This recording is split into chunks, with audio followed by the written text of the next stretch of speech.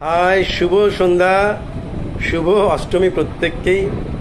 আমরা সাজুগুজু করে রেডি, ঘুরতে বেরোবো, কিন্তু সবাই একসঙ্গে বেরোবো, সেই জন্য এখনও বেরোনো সম্ভব হয়নি। সবাই রেডি হচ্ছে, আমি রেডি, বাকিরা এখন রেডি হচ্ছে।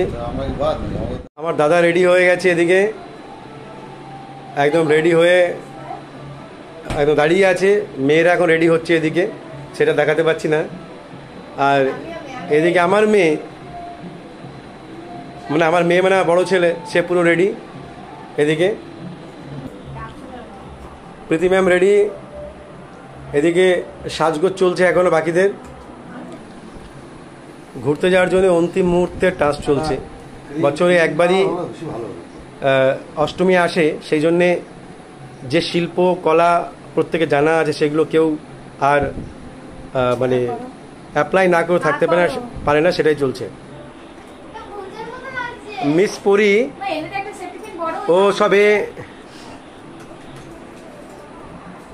পরি সবে ক্রিম লাগিয়েছে, এখন এইগুলোকে স্কিনের সঙ্গে মেশাবে। জানি না এটা অষ্টমীর মধ্যে মিশবে না দশমীতে পৌঁছে যাবে, এখন অনেকটা সময় লাগবে।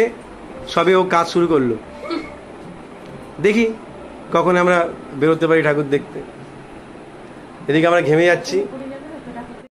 সত্যি সবাই মিলে একসঙ্গে ঠাকুর দেখতে যাওয়ার মজা যেমন আছে, তেমন বেরোনোর সময় একটা সাজা আছে। আমরা ছেলে মুখ ধুয়ে নিলাম, ব্যাস হয়ে গেল। আর মেয়েরা মুখে কত রকম লেয়ার লাগাবে, তারপর রেডি হবে। এখন প্রায় 9টা বাজতে যাচ্ছে, 10টার মধ্যে বেরোতে পারবে কিনা সন্দেহ আছে। এরপরে হয়তো যখন বেরোবে হয়তো লোকজন ঠাকুর দেখে হয়তো ঘরে ঢুকে যাবে। না, অবশ্যই এরকম হবে না, কারণ যারা ঠাকুর দেখতে আসবে তারাও মেয়ে, তারাও কিন্তু মেয়ে, তাদেরও সময় লাগবে, সুতরাং সমস্যা হওয়ার কথা না। এদিকে আমার বড় মেয়ে প্রস্তুত। সে এই মুহূর্তে আমাকে বলল, বাবা আমি একটা হাঁটার ভিডিও বানাই, তুমি রেকর্ড করো। ও সুন্দর ড্রেস পরেছে এবং মডেলদের মতো করে হাঁটছে। আমি ওর হাঁটার ভিডিও ক্যাপচার করতে থাকলাম, আর বাকিরা সাজগোজ চালাতে থাকলো। আচ্ছা, পরীকে আমি এই মুহূর্তে পেয়ে গেছি। ও কিন্তু মেকআপ সম্পূর্ণ করেছে এবং খুব দ্রুত করেছে। পরীকে একদম মিষ্টি পরীর মতোই দেখাচ্ছে। বাকিটা রাস্তায় গেলে পরীর বান্ধবীরা বলবে। ঠিক আছে, তুমি সাজগোজ করো। একটা ভ্যান ভাড়া করে আমাদের দুর্গাপুজোর পুজো পরিক্রমা শুরু হয়ে গেল।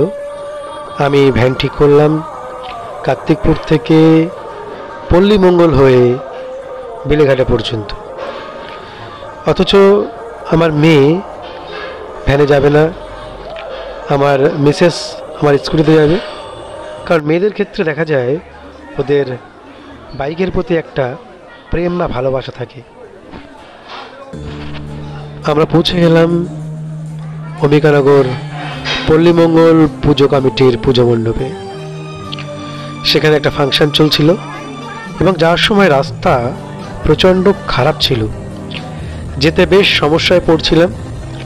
যেতে যেতে ভাবছিলাম হয়তো এই পুজো মণ্ডপে না আসলেই ভালো হতো, কিন্তু তবুও আমাদের এই পুজো পরিক্রমা শুরু হলো অম্বিকানগর পল্লীমঙ্গল সমিতির পূজা মণ্ডপ দিয়ে।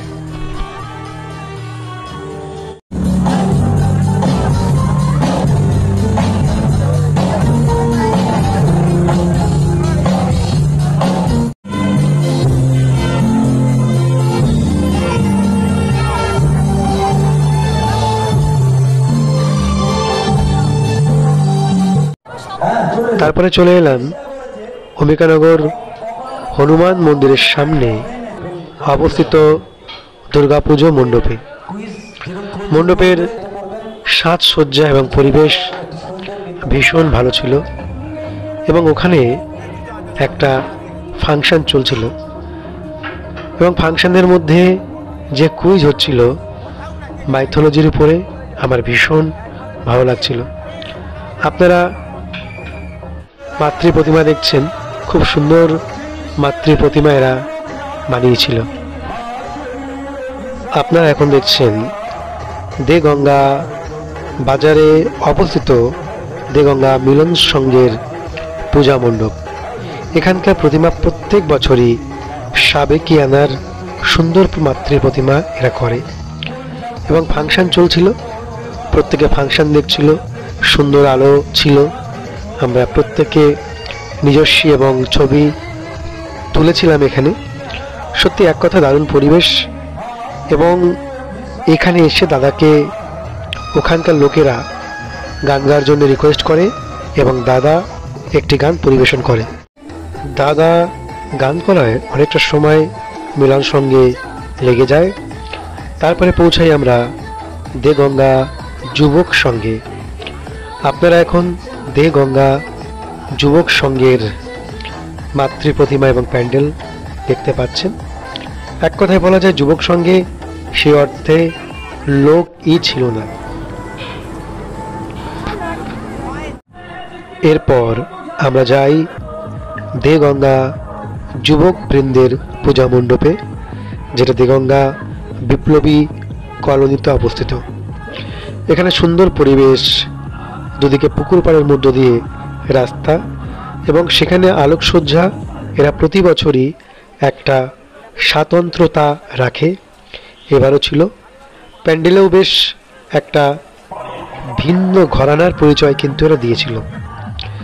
ফোয়ারা ছিল এবং মাতৃ প্রতিমা ছিল ডাকের সাজের, বেশ ভালো হয়েছিল, মন কেড়ে নিয়েছিল। এদিকে পরি তার বান্ধবীদের সঙ্গে বেশ খোশ গল্পে মজে উঠেছিল। সুন্দর একটা পরিবেশ, আমরা মাতৃ প্রতিমা সুন্দরভাবে দর্শন করলাম।